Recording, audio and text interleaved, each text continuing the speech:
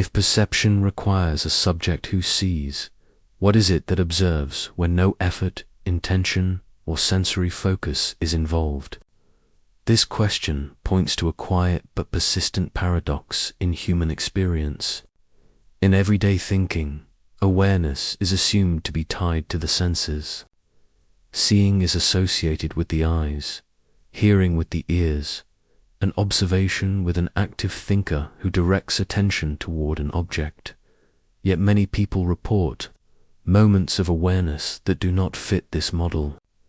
There are times when one is simply aware of being present, awake, or existing without deliberately watching anything. Self-awareness can occur without visual focus, without internal commentary, and without effort. Something seems to be known, but no observing action appears to be taking place. This tension invites a distinction between sensory observation, which is directional and effortful, and non-sensory awareness, which appears prior to intention. Ibn Arabi argues that there is a depth of awareness that observes without eyes, without intention, and without effort. This depth is not a mental faculty or a function of the senses.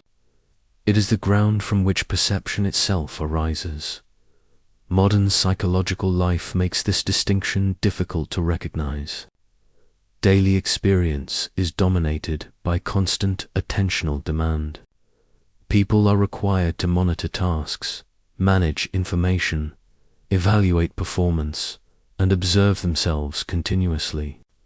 Awareness becomes equated with vigilance, focus, and control. Psychologically, this reflects attentional over-engagement.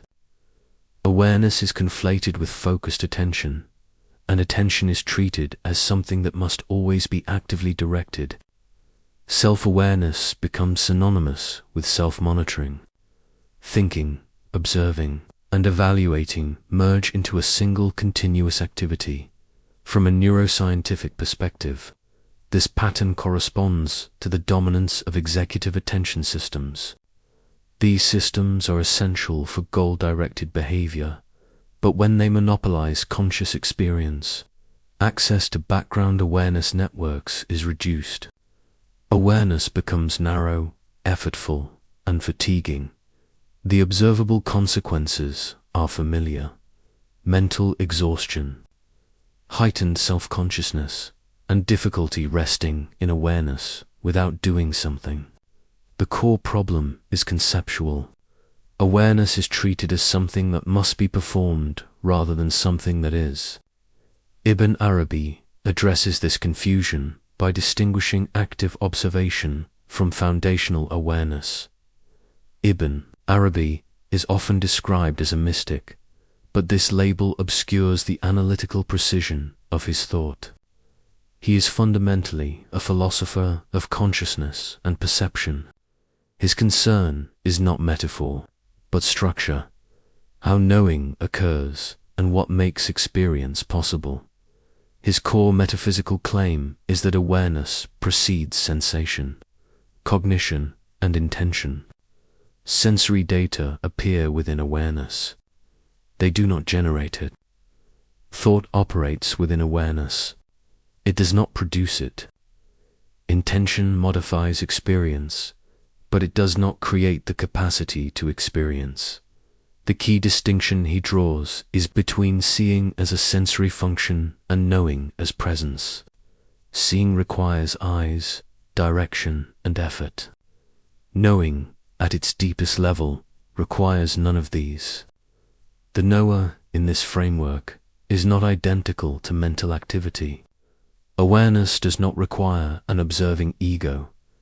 This position anticipates modern distinctions between attention and awareness, and between cognitive monitoring and pre-reflective consciousness. The immediate awareness present before thought reflects on itself. One of Ibn Arabi's central claims is that the deepest form of knowing does not depend on the senses. Sensory perception registers objects, shapes, sounds, textures, and movements. Awareness, by contrast, registers existence itself. It is not limited to what is perceived, but is the condition that allows perception to occur.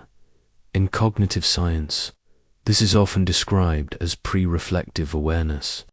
Before an experience is labeled, categorized, or interpreted, there is a raw sense of presence. Conscious experience exists before conceptual processing begins. A simple example makes this clear. When you wake up in the morning, there is often a brief moment of awareness before you identify where you are, what time it is, or what you need to do. You are aware of being awake before any sensory or conceptual details are organized. That awareness is not produced by the senses. It is already there. The key insight is precise. Seeing occurs within awareness. Awareness itself does not see in the sensory sense. It simply is. The senses move within it, not the other way around. A common assumption is that there must be an internal observer watching experience from behind the scenes. This assumption feels intuitive, but Ibn Arabi argues that it is mistaken. The sense of a watcher, he explains, arises from reflection, not from awareness itself. Psychologically, this corresponds to metacognitive monitoring, the mind's ability to think about its own processes. When thoughts are observed, the mind constructs an image of a thinker who is doing the observing. This image feels like a subject standing apart from experience. Neuroscience supports this interpretation. Self-referential networks in the brain generate narratives of identity and agency. These narratives create the impression of a central observer, even though awareness itself is not localized or personal in that way. For example, when you observe your thoughts, it may feel as if you were watching them. But closer inspection reveals that both the thoughts and the sense of watching arise within the same field of awareness. There is no separate entity behind them. The key insight is that awareness is not divided into subject and object. The depth that watches is not a person, an ego, or an inner observer. It is the field in which both subject and object appear.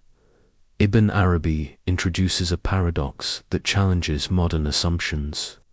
True awareness observes without intention. Effort, he argues, introduces direction, and direction introduces division. When awareness is directed, it becomes attention.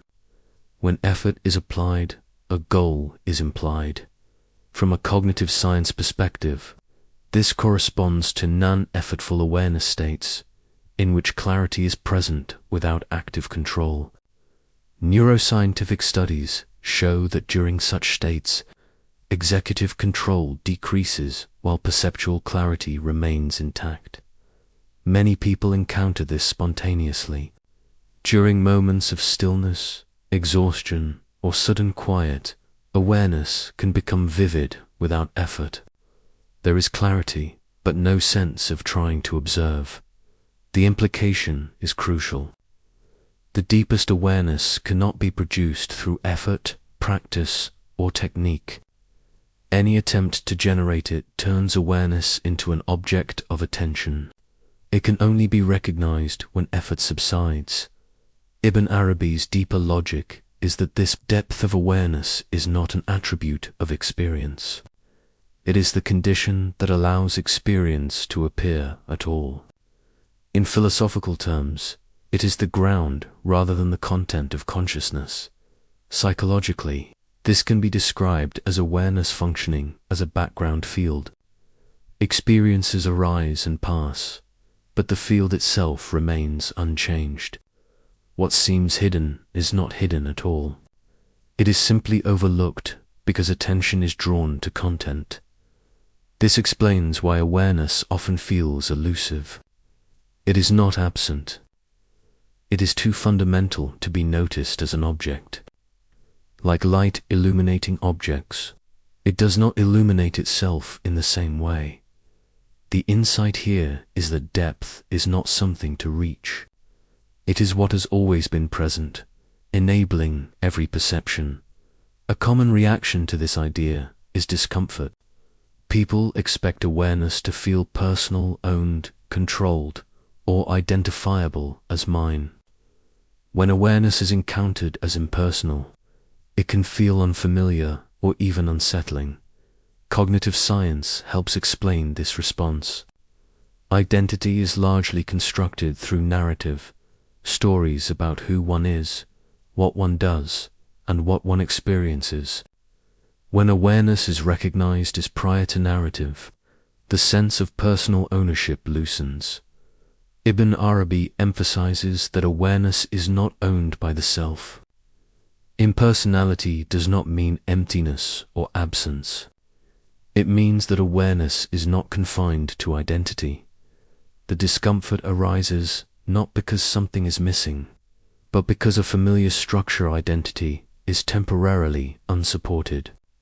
What remains is awareness itself, without attribution. The practical implications of this framework are subtle but significant. One application is reducing the effort to observe. Instead of trying to watch thoughts or monitor experience, attention can be allowed to remain undirected. Psychologically, this reduces mental strain and improves emotional regulation. The constant effort to manage experience is replaced by a quieter form of presence. This supports balance between executive attention and background awareness networks. In everyday life, this shift improves stress resilience, self-reflection, and interpersonal presence. Conversations become less self-conscious. Decisions feel less forced. The key distinction is awareness without self-monitoring, being present without turning presence into a task. Awareness does not belong to the senses, and it does not belong to the self. Ibn Arabi's contribution is to identify a depth that knows without observing, a presence that does not require effort or direction. Seeing happens within awareness, not the other way around. When effort stops and observation is no longer forced, nothing new is created. What becomes evident is what was always there. The depth that watches without eyes is not hidden. It is simply the ground upon which all seeing already occurs. Asterisk.